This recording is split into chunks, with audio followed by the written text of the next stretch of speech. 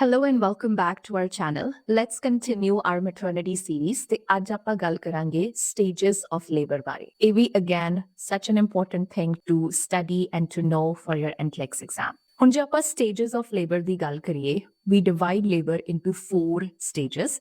ਤੇ ਇਹਨਾਂ ਨੂੰ ਬਸ ਆਪਾਂ ਨੰਬਰ ਦਵਾਂਗੇ ਪਹਿਲਾਂ stage 1, 2, 3 and 4. Then you must also know ਕਿ ਹਰ stage ਦੇ ਵਿੱਚ important ਕੀ ਆ, ਕੀ activity ਹੋ ਰਹੀ ਆ ਤੇ ਉਸ stage ਦੇ ਵਿੱਚ ਤੁਹਾਡੀ nursing responsibility ਕੀ ਆ because ਜਦੋਂ ਤੁਹਾਨੂੰ NCLEX ਦੇ ਵਿੱਚ question ਆਊਗਾ, they want you to prioritize that as a registered nurse, what are you going to do to help the patient in that particular stage of labor? So let's start talking. Stage 1 is basically called the stage of effacement and dilatation. Effacement and dilatation are two very technical terms ਜਿਹੜੀਆਂ ਕਿ cervix ਦੀ opening ਨੂੰ determine ਕਰਦੀਆਂ, ਉਹਨੂੰ depict ਕਰਦੀਆਂ. So effacement ਦਾ ਮਤਲਬ ਹੁੰਦਾ ਆ ਕਿ ਜਿਹੜਾ cervix ਆ, ਜਿਹੜੀ ਜਿਹਨੂੰ ਆਪਾਂ ਬੱਚੇਦਾਨੀ ਦਾ ਮੂੰਹ ਵੀ ਕਹਿੰਦੇ ਆ, so cervix is softening, ਉਹ soft ਹੋ ਰਿਹਾ ਆ and ਉਹਦੀਆਂ ਜਿਹੜੀਆਂ membranes ਆ ਉਹ ਪਤਲੀਆਂ ਹੋ ਰਹੀਆਂ. So ਜਿੰਨਾ ਉਹ soft ਤੇ ਪਤਲਾ ਹੋਊਗਾ ਉਨਾ ਹੀ ਉਹ ਓਪਨ ਅਪ ਹੋਊਗਾ to get the baby out. ਜਿਹੜੀ ਇਫੇਸਮੈਂਟ ਆ ਇਹ ਆਪਾਂ ਮੈਜ਼ਰ ਕਰਦੇ ਆ ਇਨ ਪਰਸੈਂਟੇजेस. ਸੋ ਆਪਾਂ ਡਾਇਲੇਟੇਸ਼ਨ ਬਾਰੇ ਗੱਲ ਕਰ ਲਈਏ, ਫਿਰ ਮੈਂ ਤੁਹਾਨੂੰ ਕੋਰਿਲੇਸ਼ਨ ਦੱਸੂਗੀ ਕਿ ਇਫੇਸਮੈਂਟ ਔਰ ਡਾਇਲੇਟੇਸ਼ਨ ਦਾ ਆਪਸ ਚ ਕਿਵੇਂ ਕੋਰਿਲੇਸ਼ਨ ਹੁੰਦਾ. Then second thing is dilatation. Dilatation ਜਿਵੇਂ word itself tells you that cervix is getting dilated, ਕਿੰਨਾ ਡਾਇਲੇਟਡ ਹੋ ਰਿਹਾ.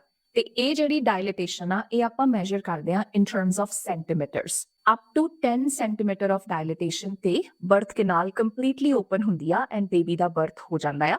Before 10 centimeters ਹਜੇ progress ਹੀ ਕਰ ਰਿਹਾ ਹੁੰਦਾ ਆ labor. ਤੇ ਜੇ ਇਹ centimeters ਦੇ ਵਿੱਚ ਆ 10 centimeter is the largest, ਫਿਰ effacement is in percentages. So ਤੁਸੀਂ ਇਦਾਂ ਇਹਨੂੰ ਧਿਆਨ ਚ ਰੱਖਣਾ ਆ that 10 centimeter dilated cervix is equal to 100% effaced cervix.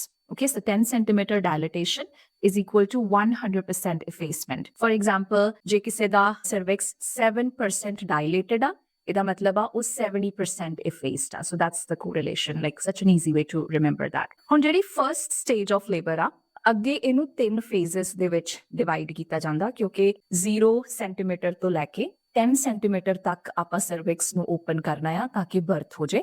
So ਇਸ ਕਰਕੇ ਉਹ 3 different phases ਦੇ ਵਿੱਚੋਂ ਦੀ ਗੁਜ਼ਰ ਕੇ ਆਉਣਾ. ਜਿਹੜਾ first phase ਆ ਉਹਨੂੰ ਤੁਸੀਂ early labor ਵੀ ਕਹਿ ਸਕਦੇ ਆ ਜਾਂ latent phase ਕਿ ਹਜੇ labor start ਹੀ ਹੋਇਆ ਆ. ਜਿਹੜੀ dilatation ਆ it is slowly progressing.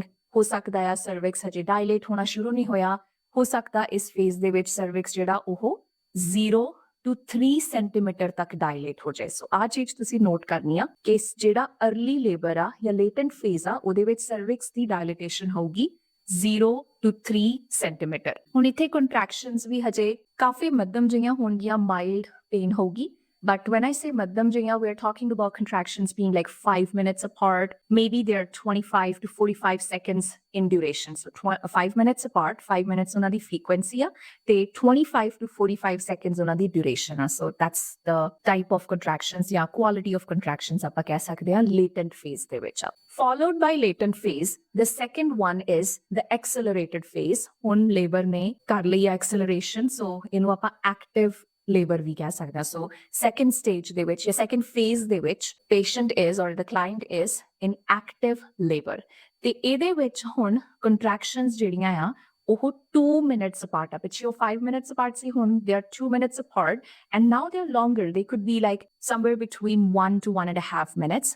90 seconds up to 90 seconds are like the normal duration of contractions. ਇਸ ਤੋਂ ਉੱਪਰ ਹੋ ਗਿਆ ਫਿਰ ਆਪਾਂ ਹਾਈਪਰਟੋਨਿਕ ਲੇਬਰ ਦੀ ਗੱਲ ਕਰਾਂਗੇ ਜਿਹੜੀ ਆਪਾਂ ਅਗਲੀ ਵੀਡੀਓਜ਼ ਦੇ ਵਿੱਚ ਡਿਸਕਸ ਕਰਾਂਗੇ. ਦੂਜੀ ਗੱਲ ਇਹ ਆ ਕਿ ਡਾਇਲੇਟੇਸ਼ਨ ਕਿੰਨੀ ਆ. ਸੋ ਉੱਥੇ 0 to 3 centimeter ਡਾਇਲੇਟੇਸ਼ਨ ਸੀ, ਇੱਥੇ ਹੁਣ ਪ੍ਰੋਗਰੈਸ ਕਰ ਰਹੀ ਆ. So it's going to be 4 to 7 centimeter. So you can say ਕਿ ਉਹ ਇੱਕ ਲਾਈਨ 'ਚ ਚੱਲਦਾ ਪਿਆ 0 to 3, 4 to 7, ਰਾਈਟ. ਤੇ ਇਹਦੀ ਜਿਹੜਾ ਲਾਸਟ ਫੇਜ਼ ਆ that is called transition phase. Transition phase is like the word transition ਕਿ ਹੁਣ ਫਰਸਟ ਸਟੇਜ ਤੋਂ ਸੈਕੰਡ ਸਟੇਜ ਦੇ ਵਿੱਚ ਚੇਂਜ ਹੋਣ ਵਾਲੀ ਆ ਗੱਲ, ਹੁਣ ਨੇੜੇ ਹੀ ਆ ਗੱਲ, ਡਿਲੀਵਰੀ ਦੇ ਬਿਲਕੁਲ ਨੇੜੇ ਆ ਆਪਾਂ.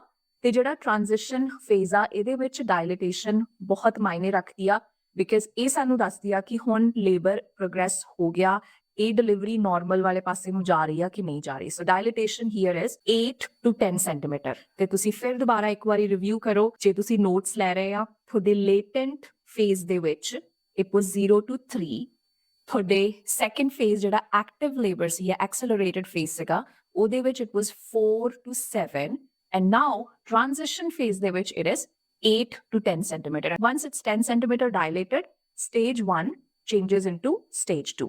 ਤੇ stage 1 ਦੇ ਵਿੱਚ ਹੁਣ nursing responsibility ਕੀ ਹੋਈ? Nursing responsibility is to support the woman.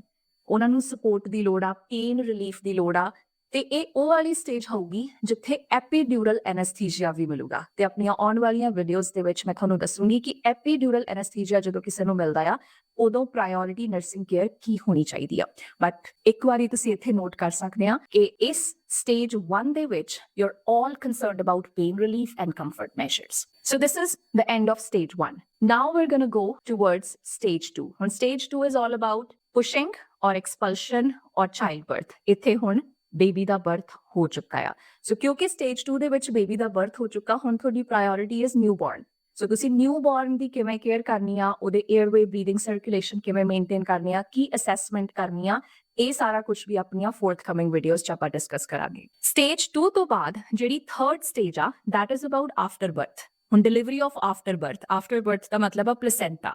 ਹੁਣ ਆਪਾਂ ਡਿਲੀਵਰ ਕਰਾਵਾਂਗੇ ਪਲੇਸੈਂਟਾ ਨੂੰ ਤੇ ਇਹਦੇ ਵਿੱਚ ਆਪਾਂ ਨੇ ਚੈੱਕ ਕਰਨਾ ਹੁੰਦਾ ਆ ਕਿ ਪਲੇਸੈਂਟਾ ਸਾਰਾ ਇੰਟੈਕਟ ਬਾਹਰ ਆ ਗਿਆ, ਕਿਉਂਕਿ ਜੇ ਪਲੇਸੈਂਟਾ ਰੀਟੇਨਡ ਆ ਜਾਂ ਕੋਈ ਵੀ ਪਾਰਟ ਪਲੇਸੈਂਟਾ ਦਾ ਬੋਡੀ ਦੇ ਅੰਦਰ ਰਹਿ ਜਾਂਦਾ ਆ it may result in bleeding or postpartum haemorrhage. And also you must check ਕਿ ਜਿਹੜਾ ਕੌਰਡ ਤੁਸੀਂ ਕੱਟ ਕੀਤੀ ਆ ਉਹਦੇ ਵਿੱਚ ਕਿੰਨੀਆਂ ਆਰਟਰੀਜ਼ ਤੇ ਕਿੰਨੀਆਂ ਵੇਨਸ ਸੀਗੀਆਂ। ਤੇ ਨਾਰਮਲ ਪਲੇਸੈਂਟਾ ਦੇ ਕੌਰਡ ਦੇ ਵਿੱਚ ਹੁੰਦੀਆਂ ਆ 2 ਆਰਟਰੀਜ਼ ਤੇ 1 vein, AVA, 2 arteries and 1 vein, right? So this is all about stage 3.